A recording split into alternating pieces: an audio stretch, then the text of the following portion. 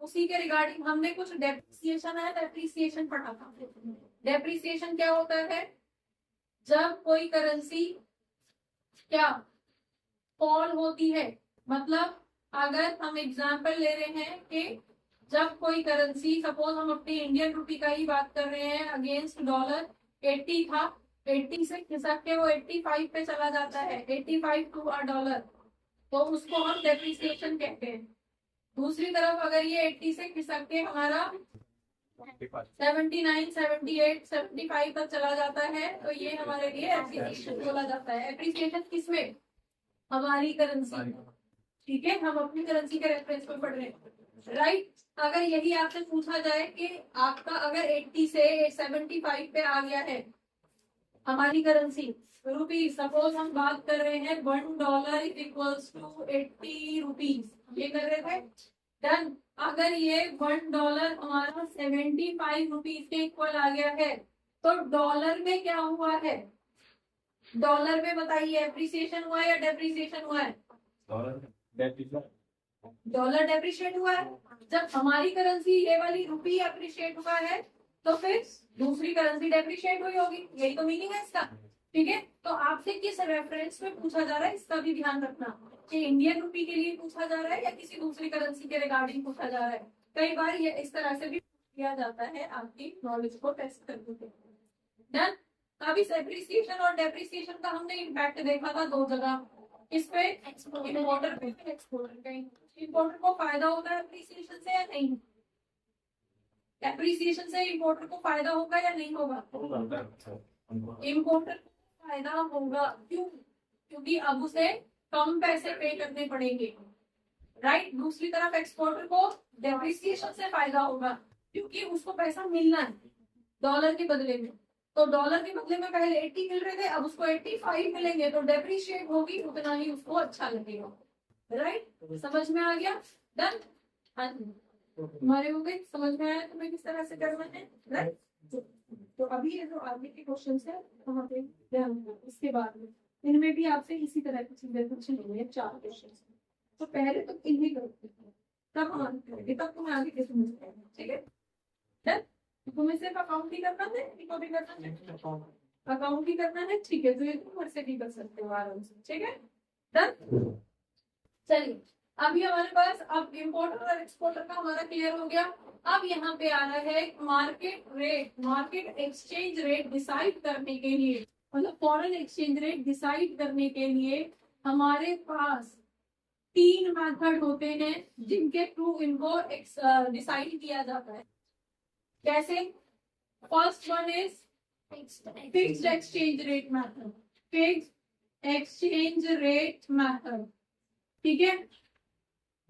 दूसरा आपके पास second one is fluctuating, fluctuating का मतलब है, नाम से समझ में आ रहा है, फिक्स्ड का मतलब जहां पे फिक्स्ड रखा जाएगा करेंसी को, फ्लक्चुएटिंग मतलब जो चेंज होता रहेगा, और थर्ड आपके पास आएगा मिक्स्ड या फिर मैनेज, ठीक है, managed exchange rate method, clear. तो अभी हम फिलहाल फर्स्ट वाले को कवर करेंगे, जिसके अंदर हम फिक्स्ड एक्सचेंज रेट मेथड को पढ़ेंगे, क्लियर है।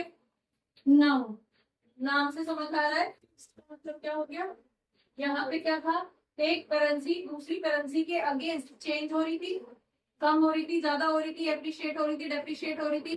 तो यहाँ पे नाम से समझ में आ रहा है फिक्स्ड मेथड। यहाँ पे गवर्नमेंट खुद अपनी करेंसी को कुछ टाइम पीरियड के लिए किसी दूसरी करेंसी के अगेंस्ट फिक्स्ड कर देती है, उस मेथड को हम फिक्स्ड एक्सचेंज रेट मेथड कहते हैं। कौन कर रही है? गवर्नमेंट खुद कर रही है, अपनी करेंसी को दूसरी करेंसी के अगेंस्ट डी वैल्यू कर रही है, तो ऐसे मेथड को हम फिक्स्ड एक्सचेंज रेट कहते हैं। Itself D value it's currency, मतलब एग्जाम्पल अगर हम लेते हैं 1991 में जो हमारी न्यू इकोनॉमिक पॉलिसी आई थी, कई बार डिस्कस कर चुके हैं कि गवर्नमेंट ने कुछ बड़ा लोन अमाउंट किया, ठीक है, उस बड़े लोन अमाउंट के अंदर क्या था, हमने क्या क्या पैक दिया था, हमने अपना वो लोन हमें यहाँ से पे ऑफ करना था, हमने बहुत सारे रुपए दिए, बहुत सारी जो है अपना गोल्ड दिया, बहुत सारी चीजें दी और किसी भी तरह से करके वो लोन जो है हमने चुका दिया, राइट। तो वो सिचुएशन थी। इससे पहले क्या था, इससे पहले हम इंडिपेंडेंट हुए थे, हम एक्सप्लॉइट हो चुके थे, हमारे सारे रिसोर्सेज अंग्रेज लोग ले जा चुके थे। उसके बाद हम 47 में इंडिपेंडेंट हुए, 47 में इंडिपेंडेंट होने के बाद में 40 इयर्स 1947 से लेके 1990 तक हमने बहुत कोशिश की, गवर्नमेंट कंपनीज बनाई, हमने बहुत कोशिश की प्रॉफिट कमाने की, अपनी पॉलिसीज बनाई, लेकिन हम सक्सेसफुल नहीं हुए। और 1990 तक हम उस कंडीशन में आ गए थे कि अब हमारे लोन रीपेमेंट का टाइम भी आ चुका है और हमारे पास कुछ नहीं है, ठीक है। तो ऐसी सिचुएशन में अब गवर्नमेंट को कंट्री भी डेवलप करनी थी, राइट, दूसरी किसी कंट्री का गुलाम भी नहीं बनना था दोबारा से।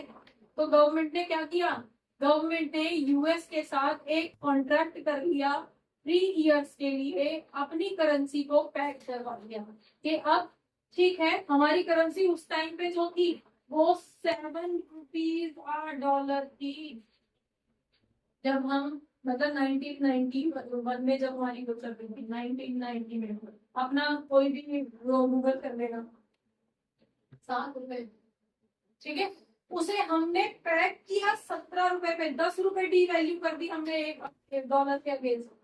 हमारी गवर्नमेंट ने खुद उसको डी वैल्यू कर लिया, कितने उसमें 17 रुपए और $1, ठीक है, हम 17 रुपए देने को तैयार हैं, लेकिन अब ड्यूरेशन में 3 साल तक इस रेट को चेंज नहीं होना है, हम जो भी इम्पोर्ट एक्सपोर्ट करेंगे वो 17 रुपए के हिसाब से ही होगा। तो गवर्नमेंट ने क्या किया, फिक्स कर दिया। तो ऐसी किसी सिचुएशन में जब गवर्नमेंट खुद जानबूझ के अपनी करेंसी को, अब क्यों कर रही है जानबूझ के गवर्नमेंट, गवर्नमेंट को इकोनॉमी में रिवाइव लेके आना है, इसलिए कर रही है, ऐसे ही मजाक में नहीं कर रही है, ठीक है। कुछ सर्टेन कंडीशन इकोनॉमी के अंदर है जिनको रिवाइव करने के लिए गवर्नमेंट जो है इस तरह के स्टेप उठाती है, अपनी इकोनॉमी को दोबारा से रिकवर करने के लिए इस तरह के स्टेप उठाती है। तो जब गवर्नमेंट खुद किसी दूसरी करेंसी से पैक कर रही है तो उसको हम यहाँ पे जो है फिक्स एक्सचेंज रेट मेथड कहते हैं, और ये फिक्स रहता है एक टाइम ड्यूरेशन, ये जितने टाइम के लिए डिसाइड किया गया है उतने टाइम, राइट। दूसरी तरफ जब हमें कोई लोन चुकाने के बदले में हम किसी कमोडिटी को, कमोडिटी का मतलब क्या होता है, जब हम किसी कमोडिटी को पैक करते हैं किसी करेंसी के अगेंस्ट, मतलब अच्छा ठीक है 1 किलो सोना जो है वो इतने डॉलर के बराबर मान के हम इतना सोना जो है आपको दे दें। तो हमने क्या किया, हमने गोल्ड को, मेटल है ना, कमोडिटी है, उस कमोडिटी को किसी करेंसी के अगेंस्ट फिक्स कर दिया है। अच्छा $1000 का वो सोना आप दे दो, इस हिसाब से आप हमारा लोन चुका दो, राइट। तो दैट इज जब हम किसी कमोडिटी को किसी करेंसी के अगेंस्ट फिक्स कर देते हैं तो उसको क्या वर्ड बोला जाता है, उसके लिए जो वर्ड यूज किया जाता है दैट इज टाइम। समझ में आ गया, ये कर कौन रहा है, गवर्नमेंट। अब होगा क्या इससे, इससे क्या फायदा होगा, अब हम अगले जो भी टाइम पीरियड के लिए फिक्स हुआ है उतने टाइम पीरियड तक जब भी कोई सामान इंपोर्ट करके मंगाएंगे तो वो उसी रेट से आएगा।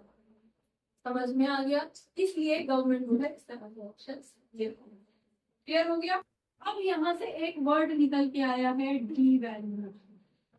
डी वैल्यू करेंसी किसने की है, किसने वैल्यू कम की है, वैल्यू तो यहाँ भी कम हुई है, क्या हुआ है 7 से 17 हो गई, पहले 7 थी 17 हो गई, तो वैल्यूएशन डेप्रिसिएशन तो यहाँ भी हुआ है, लेकिन हमने उसको डेप्रिसिएशन ना बोल के क्या वर्ड यूज किया है, डीवैल्यूएशन वर्ड यूज किया है।